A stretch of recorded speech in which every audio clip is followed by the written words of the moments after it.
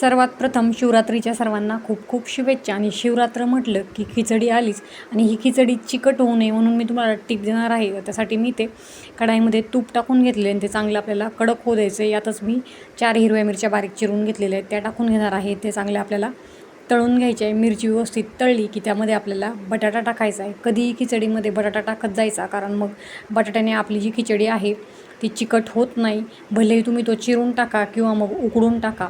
10 मिनिटांसाठी आपल्याला हा जो बटाटा आहे तो शिजून घ्यायचा आहे. इथे मी साबुदाणा भिजून घेतलेला आहे आणि फक्त बटाटा टाकूनच आपली जी खिचडी आहे ती चिकट होत नाही, तर आपल्याला साबुदाणा भिजवताना पण तो व्यवस्थित भिजवावा लागतो. साबुदाणा छान असा मोकळा सुटसुटीत जर भिजला तर मग आपली जी खिचडी आहे ती खूप छान होते. आता इथे मी शेंगदाण्याचा कूट करून घेतलेला आहे, तोही यात टाकून घेणार आहे आणि व्यवस्थित मिक्स करून घेणार आहे. चवीपुरतं आपल्याला यात मीठ टाकायचं आहे आणि हा जो कूट आहे तो मिक्स करून झाकण ठेवून आपल्याला 10 मिनिटासाठी ही जी खिचडी आहे ती शिजवून घ्यायची आहे.